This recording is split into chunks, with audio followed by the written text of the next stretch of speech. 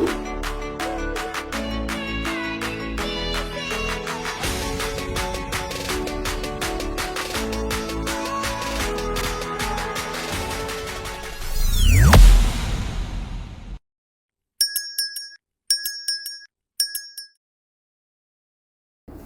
semuanya, selamat datang di Budiwis Podcast, tempat kita ngobrol bareng pengrajin yang karyanya siap-siap go internasional ya Pak ya. Oke, kali ini saya ditemani oleh Bapak Ida Bagus, yaitu salah satu pengrajin dari Bali yang berkarya dalam ukiran kayu, kerajinan tulang, hairpin, ukiran kerang, serta material sword vase. Bapak, terima kasih sudah berkenan hadir di Budiwis Podcast ya Pak ya. Semoga obrolan kita ini bermanfaat untuk para pecinta kerajinan dan pelaku usaha. Bisa diperkenalkan namanya Bapak siapa?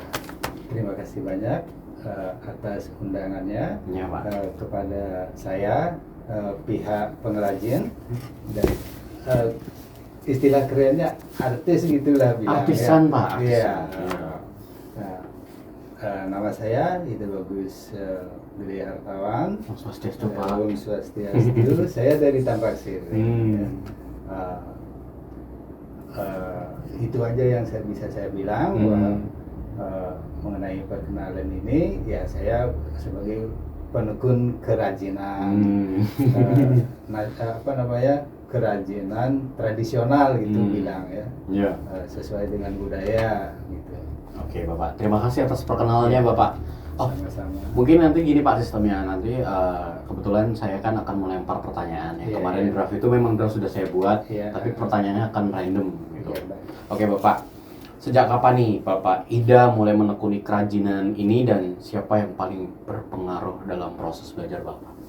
Kalau dibilang sejak kapan itu pertanyaannya ya, karena saya itu orang Bali asli. Nah, di dalam kehidupan saya ini dari kecil sudah terbiasa dengan kerajinan dengan barang seni gitu. Berarti lebih kayak mendarah daging. Oh iya, gitulah. Karena kakek saya, bapak saya juga penekun kerajinan tradisional gitu. Berarti itu sudah ada di aliran darah Pak Ida ya? Sudah dari awal sudah seperti itu gitu. Karena terbiasa, jadi saya cinta dengan kerajinan, kesenian. Gitu. Oke Pak, kan kalau dilihat dari kulturasi nih Pak, Bali itu kan salah satu wilayah di Indonesia atau kota besar yang menurut saya itu pulau besar yang di Indonesia. Mereka itu juga selain adatnya kuat, kerajinannya juga kuat. Nah di sisi lain tuh kayak human spiritnya itu juga ada sekali di Bali gitu ya Pak ya. Pak, selanjutnya nih pertanyaannya Pak, hal yang paling menantang nih Pak di awal usaha Bapak itu seperti apa Pak? Kalau hal yang paling menantang itu ya pertama dari modal juga, habis itu pemasaran. Kalau permodalan itu kan bingung cari modal kemana gitu. Nah habis itu mulailah kita dari nol gitu, mengerjakan sedikit demi sedikit. Habis itu karena rasa cinta dengan kesenian. Gitu, walaupun ada modal sedikit ya beli bahan, habis itu ngerjain sendiri kan gitu. Jadi kayak nyempel sendiri gitu ya Pak ya. Jadi belajar sambil menyelami. Iya, sambil produksi barang gitu. Langsung belajar, langsung bikin barang. Gitu. Tapi waktu itu ya pesanan belum ada kan gitu. Nah itu tantangannya yang paling berat, pemasaran. Barang selesai, kita jual kemana belum tahu, tapi karena rasa cinta ya kita simpan aja. Suatu saat ya suatu saat pasti akan ada rezekinya. Ada rezeki. Iya. Oh ya Pak, lanjut lagi nih Pak. Ini kan masih tadi kan tantangan nih ya Pak ya. Kalau ini ada pertanyaan dari saya. Biasanya kan seniman itu kan sedikit agak punya egoistik yang tinggi tuh Pak untuk masalah. Oh saya tuh seniman ya seniman aja, tapi nggak mikir uang. Nah, posisinya kan di sini kan Pak Ida sekaligus pelaku seniman nih. Mungkin buat teman-teman yang ada di luar sana, kalau semisal kalian seniman dan kepingin berbisnis nih, ada Pak Ida sebagai salah satu bukti. Nah, Itu Pak Ida, bagaimana tips and triknya Pak biar bisa menyamakan ego? Di sini kalau dibilang ego itu menurut saya itu masalah keyakinan masing-masing ya. Tergantung juga jenis barang atau jenis kerajinan apa yang dibikin, jenis kesenian apa yang dibikin gitu. Nah, dan juga apa namanya, dari segi nilai barangnya dan juga lama waktu pengerjaannya begitu. Itu tidak bisa apa namanya dibikin secara massal kan gitu. Nah di situ mungkin karena dikerjakan lama, kalau permintaan banyak itu kan tidak bisa karena namanya juga barang seni kan, bukan barang produksi. Bukan barang mesin yang harus plek-plek gitu ya Pak ya. Dan juga apa namanya, perbedaan barang apa kemiripan maksud saya begini, perbedaan antara barang seni betul-betul seni yang harganya mahal itu, yang bisa beli itu hanya kolektor kan seperti itu. Ini lain dengan barang yang bisa dibikin banyak atau proses lewat pesanan gitu dengan jumlah banyak kan, begitu. Itu lain. Itu lain, tidak sama. Nah di situ kalau dibilang ego mungkin kan gitu, karena tingkat daya seninya lain gitu. Kalau yang saya, nah dari situlah juga saya berpikir kita harus terjun ke mana, barang orderan atau barang yang dibikin satu dengan sangat detail, yang hanya bisa dibeli oleh kolektor dengan harga yang fantastis gitu. Tapi kapan kan belum tahu. Kalau kita kerjakan barang orderan dalam jumlah banyak juga sangat menjanjikan. Jadi nggak luput lah ya Pak Erik ya. Oke, buat teman-teman anak-anak muda tuh yang mungkin bisa belajar dari Pak Ida mungkin gitu.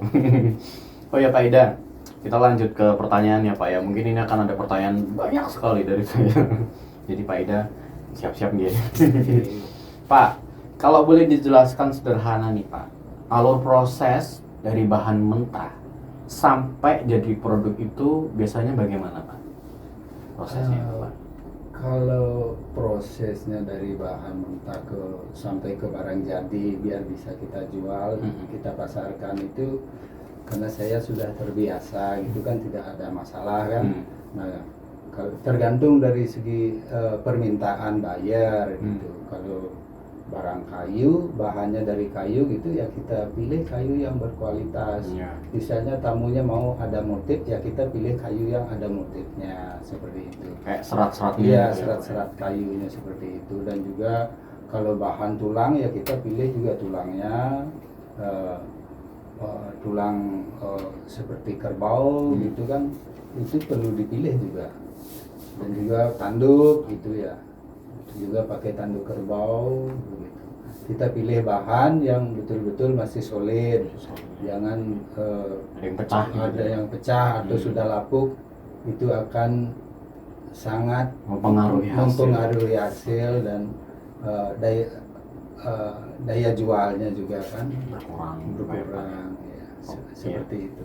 Pak, kalau kebetulan kan saya basicnya kayu nih Pak. Kalau kayu kan memang serat pasti itu, nggak ada mata atau mata hati itu. Kalau enggak ya pengeringan juga gitu. Nah Pak, saya ingin bertanya, kalau tulang itu apakah perlu dikeringin Pak, kayak di oven atau seperti apa gitu? Kalau tulang itu tidak perlu di oven. Menurut pengalaman saya ya, selama ini ya sehabis produksi kita ukir untuk biar putih, tidak seperti warna aslinya gitu, dan juga tidak menghilangkan baunya. Kita rendam pakai air keras, habis itu kita rebus gitu ya untuk menghilangkan baunya itu ya, dan juga warnanya. Dan juga apa namanya, air kerasnya itu juga biar tidak membuat tangan lepuh gitu, itu untuk menghilangkan itu. Jadi basicnya ya pasti adalah zat kimia pasti ya Pak untuk pengawetan. Dan juga apa namanya, dan tidak perlu kita apa namanya open ya, cukup dengan direndam, air hangat, habis itu kita keringkan dengan sinar matahari sedikit, ya sudah kering, sudah bagus. Ya. Oke, ternyata keren juga loh Pak. Iya. Tulang itu buat Iya. kerajinan ya. Iya. Daripada dibuang, Iya. itu kan ternyata bisa menghasilkan cuan. Iya. Nah Pak, itu kan tadi alur proses nih Pak. Iya. Sekarang ada pertanyaan lagi dari saya. Bagian tersulit dalam proses ukir itu biasanya apa sih Pak? Kalau medianya medianya tulang katakanlah. Kalau bagian tersulitnya itu ya biasanya pemilihan bahan, habis itu proses pembentukan. Setelah pembentukan sudah gampang kan, sudah berbentuk kan, Yeah. habis itu kita tinggal bikin detailnya saja. Ya. Itu proses yang paling sulit itu ya, agak sulit. Iya. Begitu ya. Mengalahkan kesabaran. Iya. Menggali kesabaran. Kesabaran. Harus Bukan sabar. mengalahkan, harus sabar. sabar. Kalau nggak sabar nggak usah. Iya. Oh ternyata itu kuncinya ya Pak Iya. ya. Wah. Dalam proses produksi itu ya yang paling penting itu harus sabar. Sabar. Ya. Harus sabar. Oke Pak.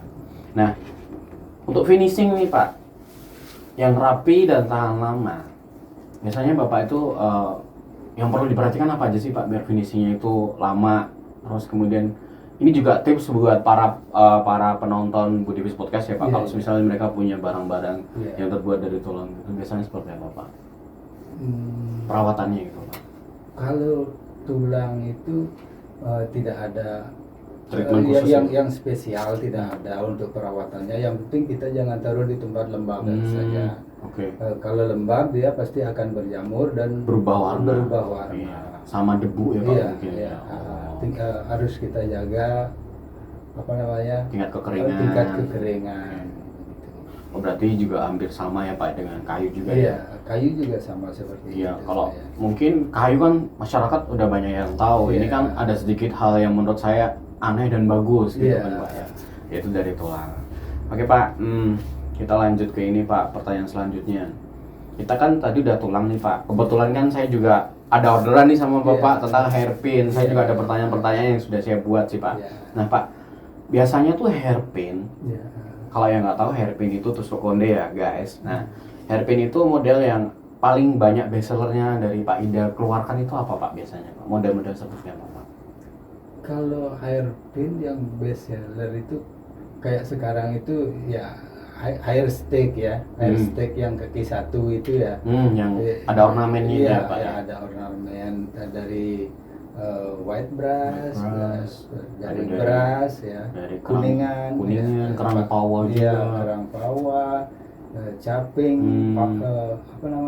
giwang, Hmm. ya, gitu. Berarti lebih kayak MOP, ya. aksesoris ya Pak Iya, ya? dan Oh, iya. juga pakai koral gitu kan. Ya, zaman sekarang itu memang keindahan-keindahan itu Iya. nggak hanya di tangan, rambut Di juga rambut bisa. juga, iya. Pak, kan Pak Ida juga itu kan kebetulan juga kerjasama ya nih sama Budivis yang kebetulan supply untuk nanti Yogi itu ya kerang yang diukir itu kamu ada fotonya kan? Ada. Nanti ditampilin ya. Guys, nanti kita tampilin di pop up sebelah sini. Nah, itu ada salah satu karya dari Pak Ida juga, yaitu dari kerang ya. Meskipun kalau untuk basic saya sebagai supporter, kebetulan ada beberapa kerang yang dilarang Pak. Iya. Cuma yang dibuat Pak Ida itu masih bisa karena Masih itu bisa. kan. Pak, aku mau nanya Pak, itu kan detail sekali tuh Pak. Iya. Itu biasanya proses berapa hari sih Pak? Kalau itu kebetulan juga modelnya ini ada yang motif naga ya. Iya. Ada motif naga, ada motif burung pinik gitu. Karena sekarang ukirnya ada zaman teknologi gitu Iya. ya. Dan seperti Tidak dulu, dipahat. Ya, tidak dipahat, sudah pakai mesin puredom. Nah, paling-paling 3 hari 3 sudah hari. selesai. Jadi ada percepatan ya Pak ya. Ada percepatan. Oke. Kalau dulu agak susah. Iya. Sudah mau selesai patah. Itu dulu kalau Iya. pakai pahat, gitu ya. Pahat karena Susah. ini Ya, karena diketok-ketok itu pasti pecah. Kalau sekarang pakai mesin itu ya ditekan aja Iya, udah tembus gitu. gitu ya. Oke guys, nanti aku tampilin ya salah satu karya dari Pak Eda juga yang mungkin bisa dikonsumsi publik nih. Oke Pak, tadi sudah ya cell carving, kemudian HRP. Nah, nih Pak, kita kesini. Nih. Kita bisa lihat ya Pak ya. Nah, nih. Ini kebetulan ini dari tulang apa Pak? Ikan. Marlin. Ikan ya. marlin ya. Ya. Moncong. Ya. Bahasa Indonesianya bidak ya. Ya. Ikan bidak. Nah, kebetulan ini salah satu dari produknya Pak Eda. Bisa dong kesini kameramen, detailnya tuh. Lihat kan detailnya. Bagus kan? Awas kalau kamu nggak bilang bagus. Ayo silahkan komen juga boleh loh. Nah, nanti bisa diorder juga ya di kita ya. Ini motifnya kebetulan laut-lautan ya Pak ya? Iya. Nah, motif akuarium. Iya. Pak, saya mau nanya nih Pak. Ini kan tulang, bisa dikatakan rapuh nih Pak. Iya. Nah, untuk penguatnya itu apa sih Pak biasanya? Untuk penguat bahan ini dan juga sebelum proses ini kan Iya, sebelum proses gitu juga, ya boleh. Pas kita ambil di nelayan gitu masih baunya amis ya. Habis itu ya kita nyampe di rumah ya kita ada Rendam proses lagi. tersendiri, kita rebus, ada air kerasnya sedikit biar warnanya putih. Kalau sebelum ada proses warnanya kan agak gelap kan. Iya. Nah, itu ada proses perendaman. Nah, setelah proses perendaman kita mendapatkan warna yang kita inginkan. Ya, di ujungnya dia itu rapuh ujungnya kita bantu pakai resin. Yang ini ya, yang bawah ya. Ya, ujungnya kita bantu pakai ini ya resin. guys, sebagai penguat biar kuat, biar nggak patah kayak hati kamu. Gitu. Nah, Iya. nah setelah kita resin, kita mau ukir dalam bentuk apa gitu, tergantung juga dari permintaan buyer gitu kan. Kalau ada pesanan kan, kalau tidak ada pesanan kita bikin stoknya, kita mau bikin apa yang laku pada saat ini seperti itu. Nah, kita bikin detailnya ya biar menyerupai binatang aslinya dan ikan aslinya seperti itu. Iya, ada whales, ya ini marlin, terus kemudian ini ada turtle, ini ada juga octopus. Ini marlin ya Pak ya? Iya, marlin juga. Ini ikan pindang. Ikan pindang nggak ada yang di laut Pak, mungkin dia lagi bete mungkin. Iya. Waduh, ini tadi udah ya swordfish. Oke, lanjut ya Pak ya. Ini pertanyaan dari Pak Ida, ini banyak sekali yang sudah saya list nih, soalnya kan menarik sekali kan. Ini tadi sudah kebetulan ini juga ada nih guys. Kita sekalian demo ya Pak ya, nggak apa-apa ya. Bisa. Nih, coba lihat detailnya. Ini tuh fungsinya buat kalung ya Pak ya. Kalung sama aksesoris wall decor mungkin ya. Ini kebetulan ini dari tengkorak, ini bukan tengkorak manusia mini ya guys. Ini terbuat dari kayu. Ya Pak ya. Kayu tambarin, kayu asam. Kayu asam. Nah, kayu asam. Nah, detail-detailnya tuh benar-benar menyerupai ya Pak. Iya. Tuh lihat nih. Nih. Gila, keren ya. Keren nggak? Keren nggak Gi? Nah, inilah guys, keindahan dari seniman-seniman Pulau Bali yang mungkin sudah bisa dikatakan sudah mendunia ya Pak ya. Apalagi produknya Pak Ida udah kemana-mana nih. Pak, ini langsung pertanyaan lagi ya Pak ya. Bapak tuh biasanya tuh menerima model jadi atau permintaan custom sih Pak kebanyakan Pak? Kebanyakan itu kita produksi tergantung permintaan juga ya Pak. Permintaan buyer ya. Karena kalau kita bikin sesuai dengan kemauan kita sendiri, style kita sendiri, belum tentu bayarnya bisa ambil, karena buyer kalau mau pesan dia kan menyesuaikan apa yang lagi populer di negara buyer kan. Kita sesuaikan dengan pesanan dari buyer. Karena kalau sudah pesanan begitu selesai kan sudah jadi uang gitu kan. Kita bisa bayar tenaga kalau jumlahnya banyak gitu. Kalau sedikit ya saya ngerjain sendiri. Berarti tuh kayak semacam gini Pak. kadang kalau ini saya sebagai pembeli ya, Iya. kalau saya sama yang lain tuh kadang nggak mau. Ada nggak seperti itu? Tidak ada. Tidak ada ya kebanyakan. Karena dalam kalau produksi saya gitu ya, antara pekerjaan saya dan pekerjaan tukang saya itu hampir sama karena model yang dikerjakan itu ya sudah desainnya seperti ini, kita bisa salin fotokopi Biar lebih cepat gitu ya, biar Pak, ya? kalau jumlahnya banyak itu kita fotokopi dulu, habis itu kita tempel di bahannya. Tukang pasti akan bikin sesuai dengan fotokopi Iya, itu, ya. dan cuman saya harus sering-sering ngecek. Iya, mandorin ya Pak, jadi Iya, tukang mandor iya, mungkin ini iya, iya, harus detail Iya. gitu kan, harus memberi pengarahan. Iya. Apalagi kan itu bentuk dari Paida, Iya. bertanggung jawab juga ya Iya, ke iya, pembeli harus juga ya. Kepuasan bayar itu yang paling utama. Hmm.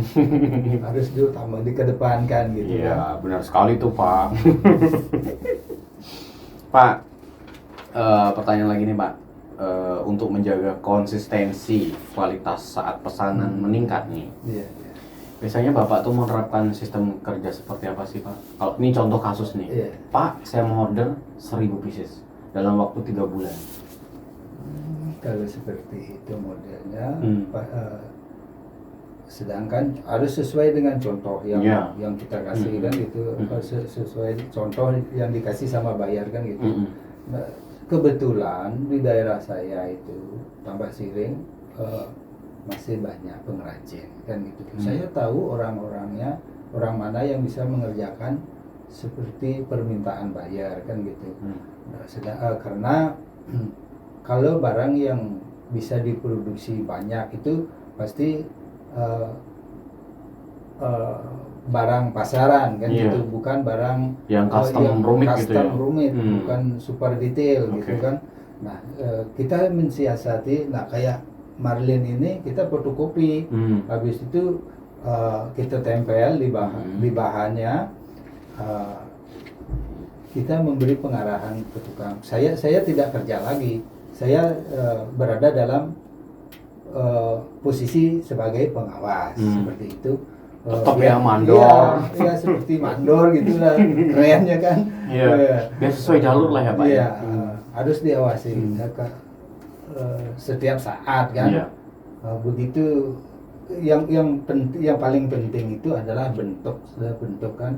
Kalau udah untuk detailnya itu ya sebagian besar sudah ngerti. Iya. Karena memang di daerah Itu mata saya pencariannya, memang Pak. sudah pengrajin gitu kan, sudah detail, sudah tahu kalau misalnya kura-kura seperti apa Iya. gitu, kalau Marlin seperti apa. Jadi sudah ada udah mendarah daging lah iya, gitu. sudah ada gambar gitu. Jadi Gambar- sambil tutup mata gini ya Pak.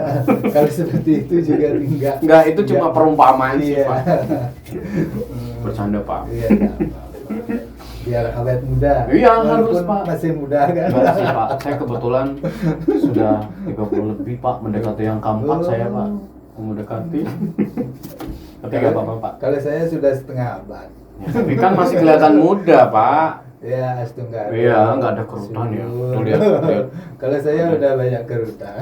Tapi masih muda Pak, kelihatan muda Pak. Ini malah kita ngobrolin umur nih Pak. Oke guys, mungkin pertanyaan-pertanyaan tadi itu sudah dijawab sama Pak Ida ya. Wah, sangat menarik sekali nih Pak. Mungkin ini Pak, saya ada 2 pertanyaan gong nih Pak sebenarnya sebelum saya tutup ya Pak ya. Memang ini kan podcast ini kan nggak durasi kita berapa menit nih? 30 sampai 40 ya Pak ya. Gitu sih biar menjaga gitu. Nah Pak, ini kan sekarang buyer global itu cukup memperhatikan sumber bahan nih Pak, Iya. pasti kan. Iya. Bagaimana nih Pak cara memastikan bahan berasal dari sumber yang jelas dan aman Pak? Soalnya kan gini Pak, ini kan saya sebagai marketing juga nih Pak, Iya. ada beberapa permintaan menurut saya tuh bayar itu aneh-aneh. Dia minta tuh kerang nih segedenya semeja ini Pak, Iya. otomatis kan itu dilindungi. Iya. Sedangkan itu kan ada nilai jual yang harus dikejar juga. Iya. Cuma kalau udah pemerintah kita sudah tidak boleh nih ya guys, otomatis kita bilang sama buyer enggak gitu. Nah kalau seperti ini Pak, ini kan yang masih bisa diekspor keluar ya Iya. Pak ya. Nah itu gimana sih Pak biar memastikan Bapak itu sumbernya itu kan mohon maaf nih ya, ini kan berhubungan dengan makhluk hidup.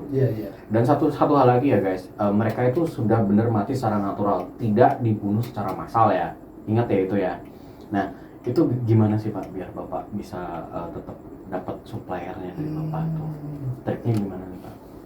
Sebenarnya kami pengrajin juga sangat mencintai makhluk hidup ya. Ya pasti itu pasti harus, ya karena kita juga makhluk hidup, ya, pasti mencintai sesama yang bernapas kan begitu.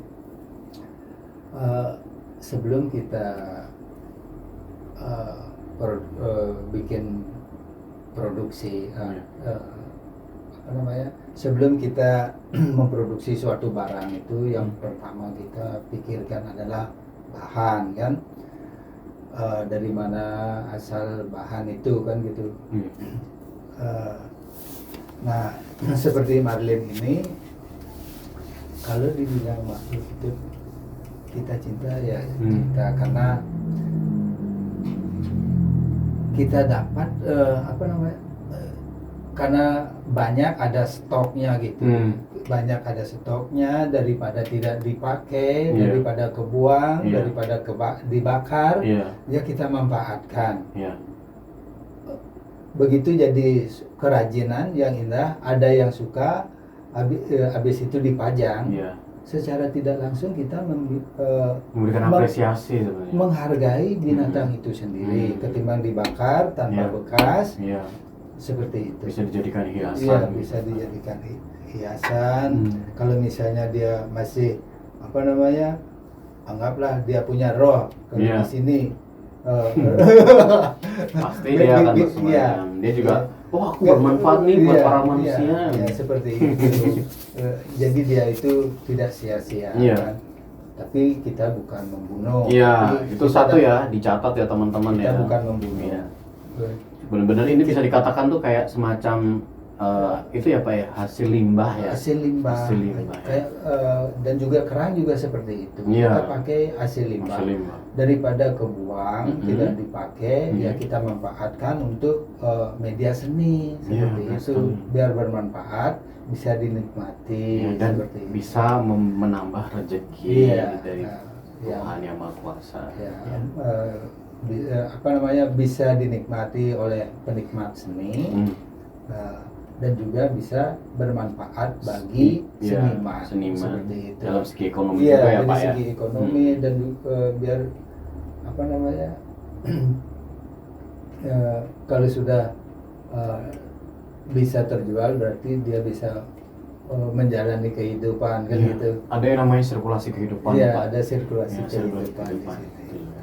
Oke, nah Pak, ini pertanyaan sangat gong nih. Kebetulan kan Bapak ini kita ada dua generasi ya teman-teman ya, kebanyakan ini kan Bapak juga, kita ada gap generasi ya Pak ya. Mungkin sekarang kan sudah generasi Gen Z yang mau ke strawberry nih Pak. Nah Pak, pesan Bapak untuk generasi muda yang ingin menekuni kerajinan seperti Bapak, apa yang paling penting untuk mereka pegang?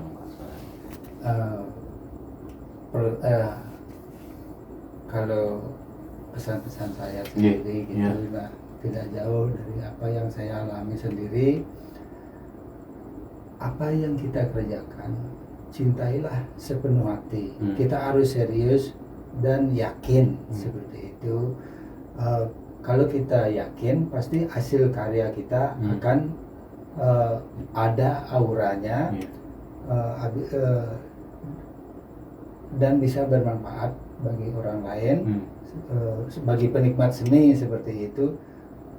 Kalau sudah bermanfaat bagi orang lain, bagi penikmat seni, otomatis itu pasti akan menjadi uang. Seperti itu. Lebih kayak, berarti gini ya Pak, lebih kayak sabar aja, jangan lupa ya, sabar itu pasti. Yang kedua itu tekun, terus kemudian sabar, tekun, yakin.